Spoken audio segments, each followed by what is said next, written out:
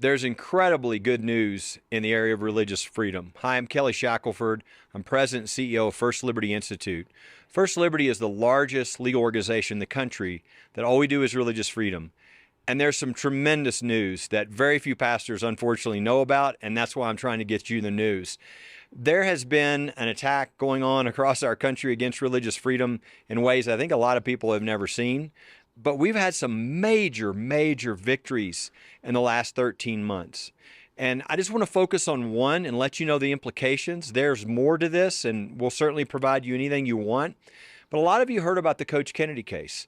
Coach Kennedy was a guy who just wanted to go to a knee and pray after the game, and they fired him for that. And we went all the way to the Supreme Court, won a case that you cannot do that. That violates the First Amendment rights, free speech, and free exercise of religion of the coach. And this fall, he's already back as a coach. Coach Kennedy will be going to a knee, and there'll be plenty of TV cameras. But what people don't know is what happened within the decision. Within the decision, there was a major precedent by the name of Lemon, and that was overturned. What Lemon was we have an establishment clause because our founders didn't want there to be a nationally established church that everybody had to support. So that's what they put in the Constitution, that we weren't going to do that. 50 years ago, the same Supreme Court who gave us Roe v. Wade said, no, we think that this clause means a lot more than that. We think it means a strict separation of church and state, that wherever government is, religion can't be. We think it means that if you're offended by religion, you can bring a lawsuit. You can't bring lawsuits because you're offended, only against religion. So our whole lives, we've seen attacks on nativity scenes at Christmas and Ten Commandments monuments and prayer to school board meeting. And if there's any sort of religious activity at school, it's like the school's on fire. Why? Because any of these things are in the Constitution? No, because of the Lemon case.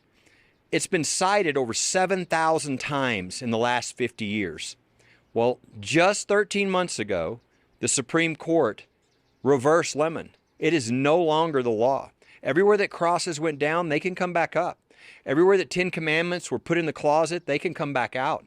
Prayers can be back at the school board meeting. Students, players can pray together after the game. The coaches can join them.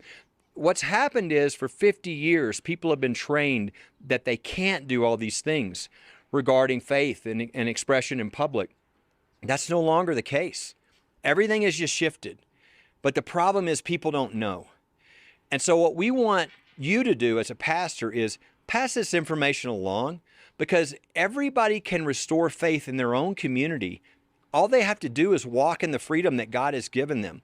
There's a truth now that people don't realize. Every American alive right now has more religious freedom than they've ever had in their lifetime because of these cases. They just don't know it. It's like we're always on defense, reacting. We can go on offense now. The land has already been won. God is already ahead of us. It's just a matter of we'll occupy what God has given us. And so it's real simple, the kind of things people can do. They can have the students come together and coaches after the game and pray. They can have a nativity scene around Christmas on the city lawn. We can go on. But an easy place to go and get this information is Restoring Faith in America, rfia.org. It has the explanation of what's happened and what you can do. And as a pastor, we just want you to pass this on. We're going to provide a link here on this as well, that you can send the same video of what's happened directly to your people to let them know that they now have freedom that they haven't had before, and they can go and begin to change their community. I really believe when people start taking back their own community and restoring faith in their community, others are going to see this. They're going to do things in their community and in their community, and this is going to really be like a good virus that spreads across our country. It could be the spark that starts revival. So just realize God is doing something dramatic right now. He is placing freedoms in your hand if you'll just exercise them. If you have any questions, call us. But we just wanted to pass this information along to you, to pass the good news on to your people. God bless you for what you're doing for our country.